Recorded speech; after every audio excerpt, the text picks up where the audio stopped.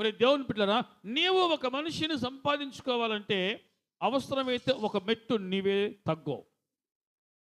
అవసరమైతే ఒక మెట్టు నీవే తగ్గో. నేను తగ్గను అనేవాళ్ళు లేరు. మరి మాటలు అర్థమవుతాయి. మేము తగ్గాలి.